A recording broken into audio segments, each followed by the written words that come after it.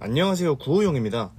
오래간만에 타투에 대한 내용을 가지고 와봤는데, 현재 타투이스트를 하고 있거나 타투를 준비하고 있는 사람들의 가장 큰 고민 중에 하나가 어떤 방향의 타투 작업자가 될지를 많이들 고민해요. 이게 무슨 말이냐면, 장르나 그림 스타일에서도 많이 고민을 하겠지만, 그것과는 별개로 빅사이즈, 그러니까 큰 그림을 위주로 작업을 하고 싶은지, 작은 사이즈의 그림 위주로 작업을 하고 싶은지, 이게 좀 갈린단 말이죠. 사실 웬만큼 경력 있고 실력 좋으신 분들은 구분 없이 다 잘하긴 하지만, 어쨌든 주력 사이즈들은 다들 있으니까, 그래서 이런 고민들을 한 번씩 다 해볼 텐데, 장르, 그림 스타일 이런 거 다 빼고 딱 사이즈 부분으로만 보고 추천을 한다면 저는 큰 사이즈를 위주로 하는 작업자가 더 나은 것 같아요. 왜냐면 작업물들이 다 긴팔, 등판 이런 큰 사이즈만 하는 작업자는 자주는 아닐 순 있어도 작은 타투 문의도 꽤 와요. 보통은 큰 사이즈를 잘하는 사람이면 작은 것도 못할 것 같다는 생각은 잘 안 하니까. 근데 피드에 만약 미니 타투나 원포인트 타투들밖에 없다고 한다면 사실 큰 사이즈 문의가 오기 쉽지 않거든요. 제가 미니 타투 작업자분들을 무시하는 게 아니라 진짜 현실이 그렇잖아요. 내가 큰 사이즈를 원하는 손님이라면 나라면 문의를 굳이 안 할 것 같은데? 미니 타투 작업자한테? 그래서 장르나 스타일 빼고 고르라고 한다면 큰 사이즈 작업자가 훨씬 나은 것 같다는 거예요. 하지만 큰 사이즈 작업과 미니 사이즈의 작업의 장단점은 확실한데, 큰 사이즈는 일단 작업자마다 속도 차이는 있겠지만 저를 일단 기준으로 뒀을 때 긴팔의 경우 일주일에 한 번씩 4-5시간 정도로 하면 거의 2달이 걸려요. 그럼 만약 등판이나 다리의 경우 더 걸리겠죠? 이런 손님만 3-4명을 잡고 있어도 못해도 2달 이상은 작업이 꾸준히 보장되어 있는 거예요. 무슨 느낌인지 이해 가시죠? 그리고 사이즈 자체가 기본적으로 크다 보니까 확실히 그림에 대한 식견이 넓어져요. 다양한 스타일로도 도전을 해볼 수가 있고요. 그러면 그와 반대로 단점은 정말 네임드 작업자가 아닌 이상 시간 대비 수익이 그렇게 좋지 않아요.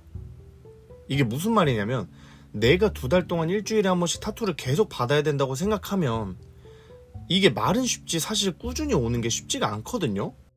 손님이 직장 생활을 하거나 급한 일이 생길 수도 있으니까 작업이 미뤄질 때도 있을 거고, 또 금전적인 부분 때문에 생각처럼 자주 못 올 수도 있잖아요.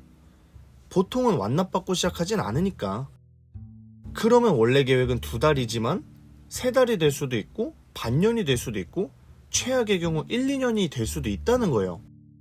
그러면 내 입장에선 돈은 돈대로 못 벌고 작품 완성본을 올리지도 못하는 거라서 이런 상황이 돼버리면 사실 힘들다는 거죠. 그러면 미니 사이즈 작업자는 딱 이거의 반대라고 생각하시면 돼요.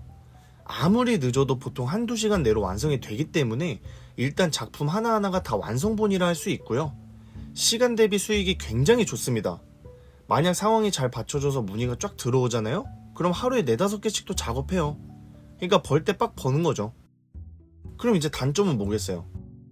365일 내내 잘 되기만 하면 참 좋겠지만 절대 그렇지 않다는 거. 그 말은 즉 배고플 때 엄청 배고프다는 겁니다.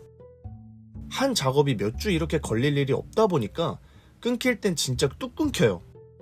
SNS를 주력으로 홍보해야 하는 우리들에겐 장기간 작업물 사진이나 활동이 끊긴다는 건 굉장히 치명적이거든요.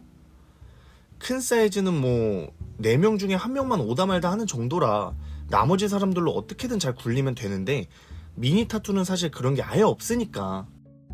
그리고 미니 사이즈라는 것 자체가 그림 디테일에 어느 정도 한계가 있다 보니 거기에 너무 익숙해져 있다 보면 정작 큰 사이즈 문의가 들어왔을 때 선뜻 도전하기가 쉽지 않습니다.